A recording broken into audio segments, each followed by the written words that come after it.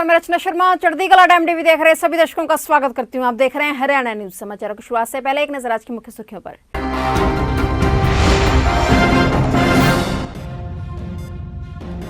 किसानों ने किया संघर्ष को और तेज करने का ऐलान। किसान देश भर के रेलवे ट्रैकों को करेंगे जाम। किसान सरकार में गतिरोध जारी, अपनी मांग पर अड़े किसान संगठन।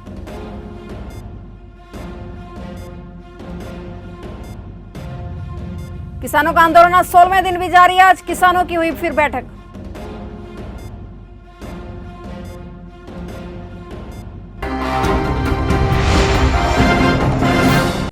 और अब समाचार विस्तार से। कृषि कानूनों को लेकर किसानों ने केंद्र के खिलाफ संघर्ष को और भी तेज करने का ऐलान कर दिया है। केंद्र की प्रेस कॉन्फ्रेंस के बाद किसान नेताओं ने भी प्रेस कॉन्फ्रेंस की और ऐलान किया कि अब किसान देश भर के रेलवे ट्रैकों को जाम करेंगे। उधर दिल्ली में धरने पर डटे हुए किसान भी तीनों कृषि कानूनों को रद्द करवाने की मांग पर अड़े हुए हैं। टिकरी बॉर्डर पर डटे किसानों ने केंद्र सरकार के अड़ियल रुख पर सवाल खड़े किए तो हरियाणा के किसानों ने दुष्यंत चौटाला सहित प्रदेश के विधायकों और सांसदों को भी आड़े हाथों लिया।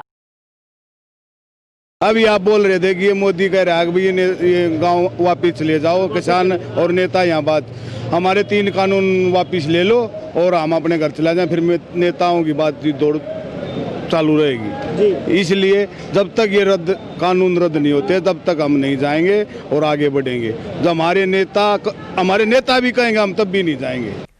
हर कोई अन्नदाता के इस आंदोलन में अपने सामर्थ्य के अनुसार योगदान दे रहा है। दिव्यांग होने के बावजूद श्री मुक्तसर साहिब से सैकड़ों किलोमीटर का सफर तय करके पहुंचे लक्ष्मण सिंह भी किसानों के हक की आवाज उठा रहे हैं। पेशे से कलाकार लक्ष्मण सिंह ने इस आंदोलन में पंजाब के गायकों और कलाकारों के सहयोग को सराहनीय बताया है और अपील की है कि युवाओं को बड़ी मुश्किल से वे संघर्ष के रास्ते पर लेकर आए हैं। अब यह जिम्मेदारी गायकों और कलाकारों की बनती है कि पंजाब की जवानी को भटकने ना दिया जाए।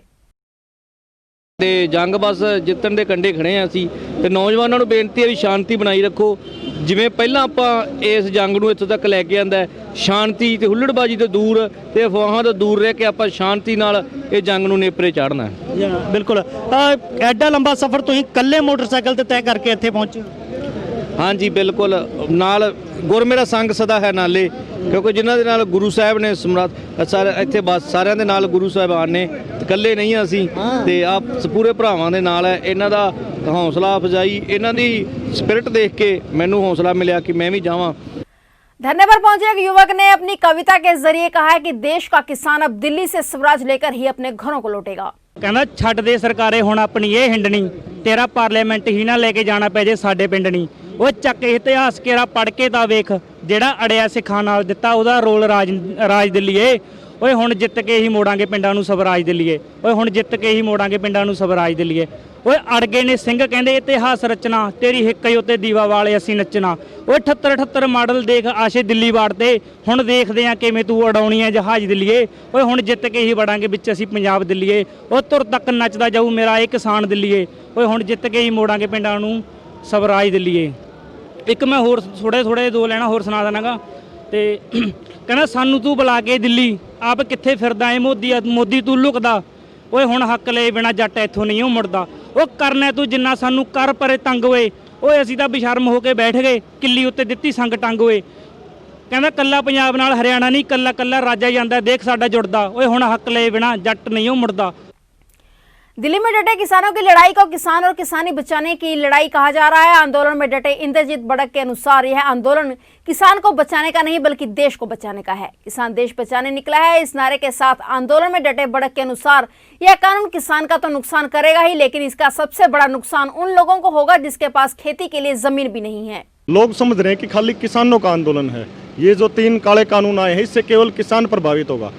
मैं आपको गारंटी देता हूँ हाँ हमारा नुकसान करेंगे आंदोलन। ये तीनों जो बिल आए हैं, कानून बनाया है, ये हमारा तो नुकसान करेंगे डेफिनेटली, लेकिन इसमें जो भंडारण है ना, असीमित भंडारण और कॉन्ट्रैक्ट खेती, इससे असल में बर्बाद वो आदमी होगा जिसके पास ज़मीन नहीं है, जो हर साल अपना अनाज मोल लेके और अपना गुजारा कर रहा है ना, वो बर्बाद हो जाएगा।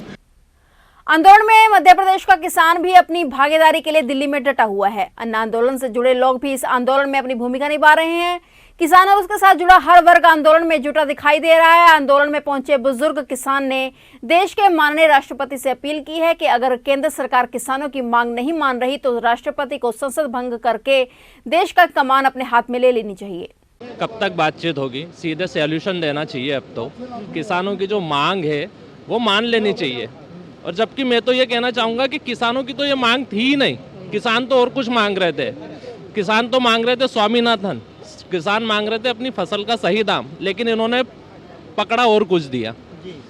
और ये हमेशा डाइवर्ट करते रहे, जैसे कि मोदी जी नए नए सिगुफे छोड़ते हैं।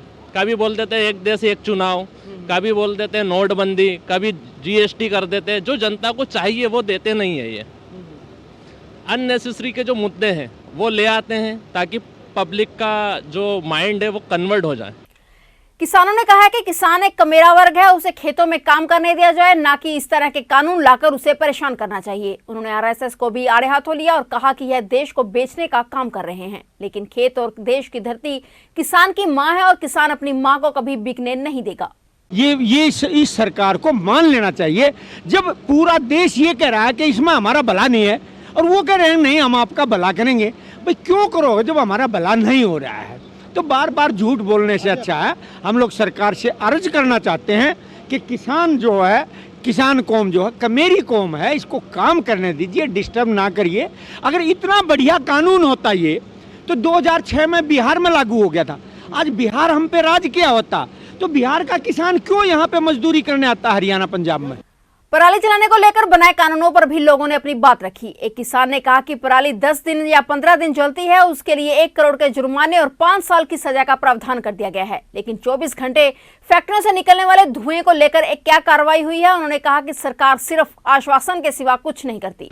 देखिए जी, पराली के ऊपर पराली तो लगभग किसान ज्यादा से ज्यादा 15 या 20 दिन जलाता है, परंतु जो 365 और 24 घंटे जो औद्योगिक क्षेत्रों में जो ये धुआं निकलता है जहरीला, ये क्या पराली के धुएं से ज्यादा वो है? ये भी तो निकलता है। जब पराली के धुएं के ऊपर सरकार 1 करोड़ रुपए का जुर्माना लगा रही है, किसान के बेचारे को एक बीघा जमीन आ रही है और वो थोड़ा बहुत अपने पराली जलाता है, तो उसके ऊपर सरकार 1 करोड़ रुपया जुर्माना लगा रही है। सरकार तो कह रही है अब किसानों को इससे बाहर कर देंगे, हम मान गए हैं। नहीं, ऐसा कुछ नहीं है। सरकार तो कुछ नहीं करने वाली इसमें, सिर्फ आश्वासन देती आई है। तारीख पे तारीख और आश्वासन ही आश्वासन है इनके पास। कायदखंड के ब्लॉक समिति वाइस चेयरमैन आनंद वर्मा ने अपने पद से इस्तीफा दे दिया है। उन्होंने बताया कि सरकार द्वारा जो 3 नए कृषि कानून बनाए गए हैं, तब से देश के किसान इन कानूनों के विरोध में लगातार धरना प्रदर्शन कर रहे हैं, लेकिन सरकार द्वारा किसानों की तरफ कोई ध्यान नहीं दिया जा रहा, इसलिए उन्होंने अपने पद से इस्तीफा दे दिया है।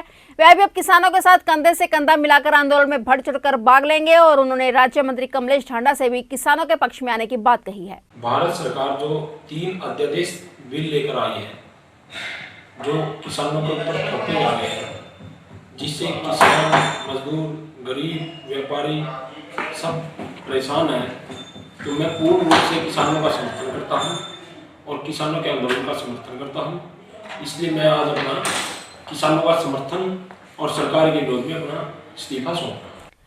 कलायत उपमंडल के गांव रामगढ़ पांडवा में आपसी झगड़े में एक परिवार के 10 सदस्य घायल हो गए थे। यह मामला करीब 1.5 माह पूर्व का है, जब आपसी झगड़े में एक परिवार के शादी के दौरान 10 सदस्य घायल हो गए थे, जिसके चलते पुलिस ने कुछ लोगों को गिरफ्तार भी किया था। पीड़ित परिवार से जब बात की गई तो उन्होंने बताया कि पुलिस ने सभी आरोपियों को गिरफ्तार नहीं किया है। इसको लेकर वह बार बार पुलिस स्टेशन के चक्कर काट रहे हैं। वहीं तहसीलदार ने मौके पर पहुंचकर पीड़ित परिवार की समस्या सुनी और पीड़ित परिवार को आश्वासन दिया कि आपको इस मामले में पूरा इंसाफ मिलेगा, जो आपका ज्ञापन है वह जल्द से जल्द उच्च अधिकारियों के पास भेजा जाएगा। आज जो कुछ पीड़ित परिवार के साथ जो है लोग रामगढ़ पांडवा से एसडीएम ऑफिस में ज्ञापन देने के लिए आए थे, तो जो तहसील स्टाफ है उन्होंने ज्ञापन को रिसीव किया और जो फर्दर इस मामले में जो भी कार्रवाई बनेगी, इस ज्ञापन को जो उचित माध्यम है उनके द्वारा भेज दिया जाएगा और उनकी आवाज़ को एक वीकेंड से कि जो सुनिश्चित किया जाएगा कि किसी के साथ जो है अन्याय ना हो और जो पीड़ित परिवार है उनको न्याय। देश भर के किसान जहां 3 कृषि कानूनों के विरोध में सरकार का विरोध कर रहे हैं, वहीं अब डॉक्टर भी सरकार के खिलाफ हड़ताल पर बैठे हैं। आज प्रदेश भर के आईएमए डॉक्टर हड़ताल पर रहे। इसका असर करनाल में भी देखने को मिला। इमरजेंसी सेवा को छोड़कर सभी सुविधाएं आज बंद रखी गई। इसको लेकर डॉक्टरों ने उपायुक्त को ज्ञापन भी सौंपा। हालांकि आज 1 दिन की हड़ताल की गई। उन्होंने कहा कि अगर इस विषय में सरकार बात नहीं मानती है तो यह हड़ताल बढ़ सकती है। मीटिंग करके रणनीति बनाई जाएगी और सभी आईएमए के अंतर्गत आने वाले डॉक्टर निर्णय लेंगे और कहना है कि जो आयुर्वेदिक डॉक्टरों को सर्जरी करने का काम दिया गया है वह सही नहीं है। आज किया हम प्रोटेस्ट करने के लिए आए थे। मेंबर सारे ऑल ओवर इंडिया प्रोटेस्ट चल रहा है, आईएमए की तरफ से कॉल है। सारे देश में आज जितनी रूटीन सर्विसेज हैं ओपीडी की वो सारी बंद हैं, सिर्फ एमरजेंसी सर्विसेज देखी जाएंगी। और हर डिस्ट्रिक्ट हेडक्वार्टर के ऊपर आईएमए जो यहाँ का अध्यक्ष है उसकी लीडरशिप के अंदर हम उनको मेमोरेंडम लेके आए हैं कि सरकार से हमने अपने विचार प्रकट किए। फिलहाल हरियाणा न्यूज में इतना ही। तब तक के लिए देखते रहिए चढ़ती कला टाइम टीवी और मुझे दीजिए इजाजत। धन्यवाद।